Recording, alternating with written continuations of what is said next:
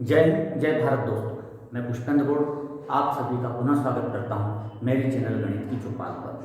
दोस्तों, कक्षा 10वीं के गणित में अध्याय 6 त्रिभुज हमारा लगातार चल रहा था, जिसमें मैंने इसके पहले वाले वीडियो में प्रश्न क्रमांक 6 तक जो सवाल थे उनका हल उपलब्ध करवा दिया था। आज हम दोस्तों प्रश्नावली 6.2 का ही प्रश्न क्रमांक 7 हल करेंगे। प्रश्न क्रमांक 7 है प्रमेय 6.1 अर्थात आधारभूत आनुपातिक प्रमेय का प्रयोग करते हुए सिद्ध कीजिए कि एक त्रिभुज की एक भुजा के मध्य बिंदु से एक त्रिभुज की एक भुजा, ये भी ले सकते हैं, ये भी ले सकते हैं, ये भी ले सकते हैं, के मध्य बिंदु से, मान लिया मध्य बिंदु है, मध्य बिंदु से होकर दूसरी भुजा के समांतर खींची गई रेखा। तो दूसरी भुजा ये भी हो सकती है, ये भी हो सकती है, आप इसके समांतर भी खींच सकते हैं और इसके समांतर भी खींच सकते हैं। दूसरी भुजा के समांतर खींची गई रेखा तीसरी भुजा को समद्विभाजित करती है। तो तीसरी भुजा, क्योंकि दूसरी इसके समांतर हो गई, ये आपकी दूसरी भुजा हो गई, ये पहली भुजा को, तो तीसरी भुजा को वो समद्विभाजित करती है, ये हमें सिद्ध करना है। तो साथियों, ये मध्य बिंदु प्रमेय है आपकी कक्षा 9वीं की, वहां पर इसको हमने अलग तरीके से सिद्ध किया था। अब यहाँ पर जो सिद्ध करना है आपको आधारभूत आनुपातिक प्रमेय की सहायता से सिद्ध करना है कि किसी त्रिभुज की एक भुजा के मध्य बिंदु से दूसरी के समांतर खींची गई रेखा तीसरी को समद्विभाजित करती है, ये हमें सिद्ध करना है। तो दोस्तों, आप देखेंगे कि यहाँ पर जो त्रिभुज एबीसी है, इसमें डी मध्य बिंदु है और ये बीसी के समांतर खींची गई। तो यहाँ पर हम देखते हैं त्रिभुज एबीसी में डी मध्य बिंदु है, AB का, तथा DE समांतर है BC के। अब यहां पर आधारभूत आनुपातिक प्रमेय बन जाती है और वो ये कहती है कि किसी त्रिभुज में एक भुजा के समांतर एक रेखा इस प्रकार खींची जाए कि अन्य दो भुजाओं को वो किसी बिंदु पर विभाजित करे, तो अन्य दो भुजाएं समान अनुपात में विभाजित होती है। तो आधारभूत आनुपातिक प्रमेय से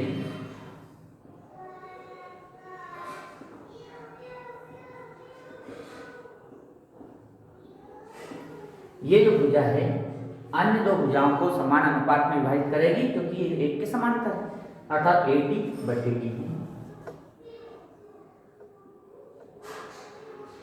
बराबर AE बटे EC, AD बटे DB बराबर AE बटे EC। किंतु DAB का मध्य बिंदु है, जो D है वो AB का मध्य बिंदु है, अतः AD बराबर DB।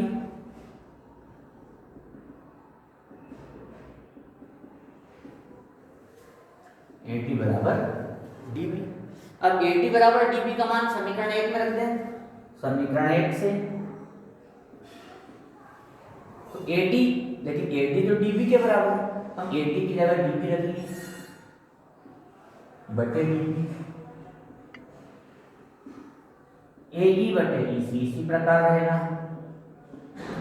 DB से DB कट जाए तो 1 बराबर AE बटे EC, EC को हम इधर ले जाए तो EC बराबर AE,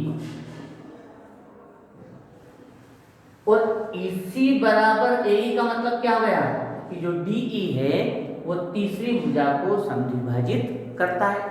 अतः लिखते हैं, अतः सिद्ध होता है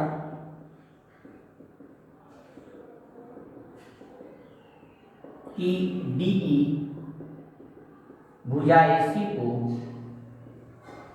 समद्विभाजित करती है।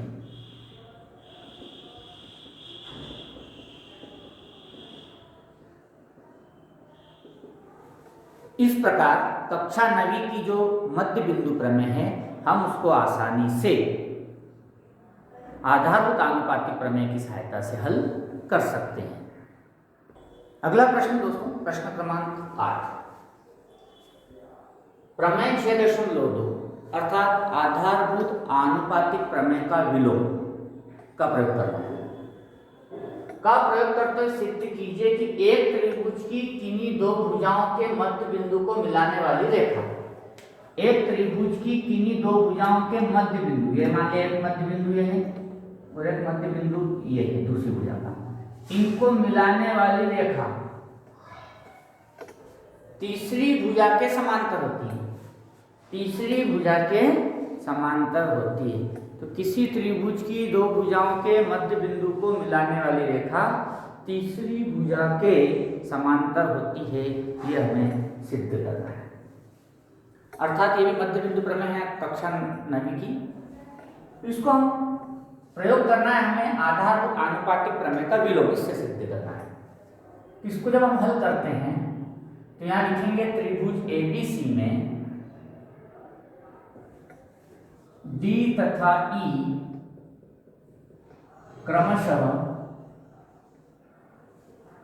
भुजा AB तथा AC के मध्य बिंदु हैं, ये हमें दिया है।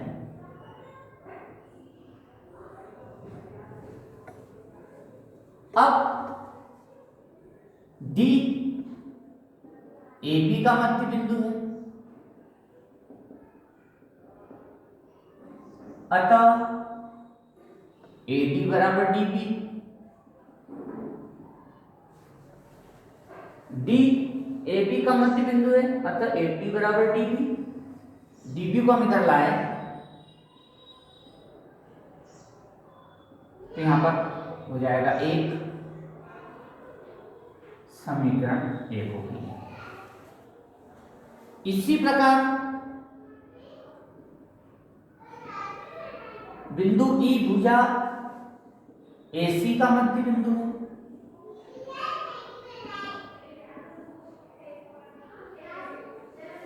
बिंदु E AC का मध्य बिंदु अर्थात AE बराबर EC होगा। EC को हम इधर लाए, यहां पर 1 हो जाएगा, ये हो गया आपकी समीकरण 2। जब हम समीकरण 1 और 2 को देखते हैं तो दोनों का अनुपात समान आ रहा है, अर्थात 1 ही आ रहा है।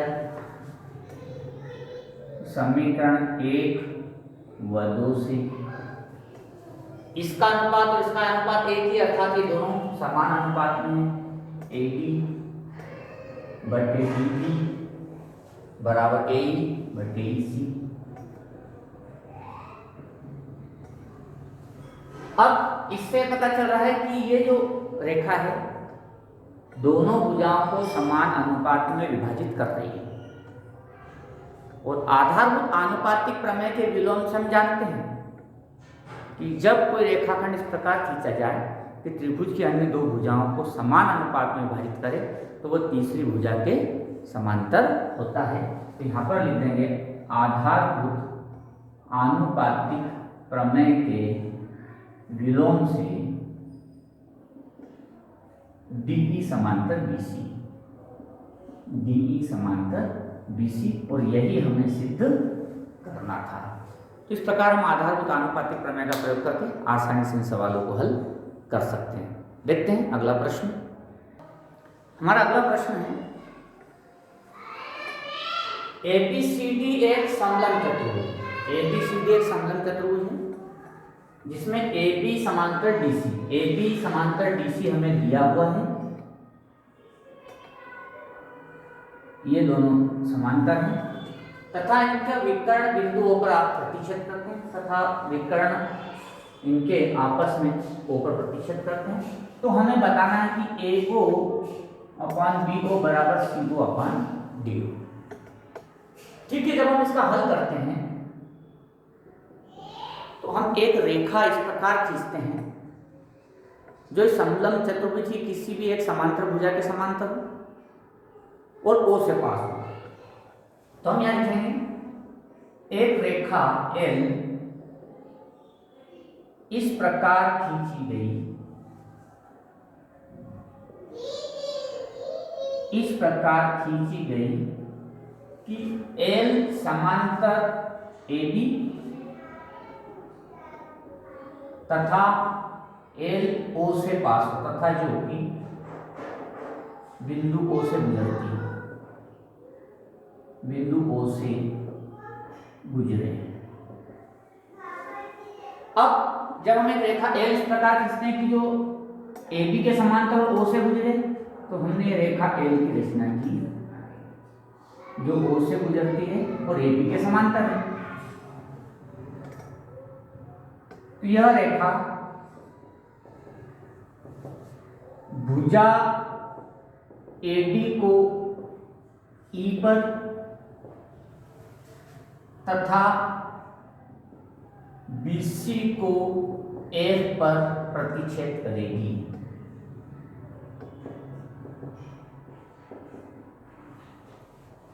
तो भुजा AD को E पर तथा इसको F पर प्रतिच्छेद करेगी। तो इस प्रकार से हमारे पूरा कंस्ट्रक्शन होता है। अब यहां पर आप देखेंगे कि कुछ त्रिभुज विशेष रूप से हमको देखना है। जैसे कि कुछ देर के लिए मैंने इसको अगर हटा देता हूं तो आप देखेंगे कि मुझे त्रिभुज ABD प्राप्त होता है। तो त्रिभुज ABD में और त्रिभुज ABD में आप देखेंगे कि चूंकि ये AB के समांतर है, तो त्रिभुज ABD में एक भुजा के समांतर जो रेखा खींची गई, इस प्रकार जो अन्य दो भुजाओं को विभाजित करती है, तो अन्य दो भुजाएं समान अनुपात में विभाजित होंगी। हम इस त्रिभुज की बात कर रहे हैं आधारभूत आनुपातिक प्रमेय से, तो ये इसके समांतर है। तो हम यहाँ लिखेंगे OE समांतर AB, तब आधारभूत आनुपातिक प्रमेय से, और आधारभूत आनुपातिक प्रमेय ये समांतर भुजा के सम्मुख शीर्ष लेते हैं, तो DE बटे DA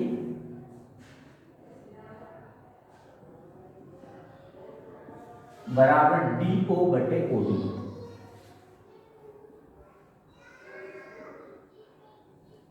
ये हो गई हमारी समीकरण 1। इस भाग को मैं पूरा कर देता हूं। अब पुनः हम दूसरा त्रिभुज देखेंगे, लेकिन दूसरा त्रिभुज ध्यान रहे इस प्रकार से हो, उसमें DE EA मतलब ये वाली भुजा फिर से आ जाए, तो इसलिए मैं इसको मिटा देता हूं, तो आपको फिर से यही भुजा कॉमन मिल जाएगी। और अब आप देखेंगे कि आपको एक अलग त्रिभुज दिखा है, त्रिभुज ACD। त्रिभुज ACD में ये हो गया त्रिभुज ACD। त्रिभुज ACD में ये जो भुजा है ये इसके समांतर होगी। क्यों होगी? क्योंकि AB समांतर CD है और ये AB के समांतर, मतलब ये भुजा AB के समांतर है और AB समांतर DC है, तो ये भी इसके समांतर हो जाएगी। तो अब आपको क्लियर दिख रहा होगा ये वाला त्रिभुज ACD में। त्रिभुज ACD में भी आधारभूत आनुपातिक प्रमेय लग गया, क्योंकि एक भुजा के समांतर रेखा खींची गई है जो अन्य दो भुजाओं को विभाजित कर रही है, तो अन्य दो भुजाएं समान अनुपात में विभाजित हो जाएगी। त्रिभुज ACD में OE समांतर DC, तो यहां पर आधारभूत आनुपातिक प्रमेय लग जाएगी। और आधारभूत आनुपातिक प्रमेय कहती है कि अन्य दो भुजाएं समान अनुपात में विभाजित होंगी। अब चूंकि ये समांतर है तो इसकी इधर सम्मुख शीर्ष यहाँ नहीं, इधर है A, तो यहां से शुरुआत करेंगे AE अपॉन ED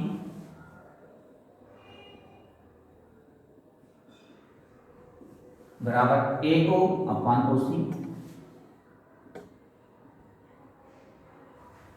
अब इन दोनों को हम इन्वर्स कर देंगे, व्युत्क्रम कर देंगे, दोनों के हर को अंश बना देंगे और अंश को हर बना देंगे। ऐसा करने से हमें ये मैच कर जाएगा, मिल जाएगा। तो इस ED को ऊपर ले लें बटे AE नीचे आ जाएगा, ऐसा कैसे यहाँ पर हो जाएगा, OC ऊपर और OA नीचे। तो ये आपकी हो गई समीकरण 2। अब दोस्तों आप समीकरण 1 और 2 से देखेंगे। हमारे सामने समीकरण 1 और 2 ये इनका LHS बराबर DE, ये भी D है, AE ये भी AE है, तो ये दोनों बराबर हो जाएंगे। समीकरण 1 व 2 से OD बटे OB बराबर OC बटे OA।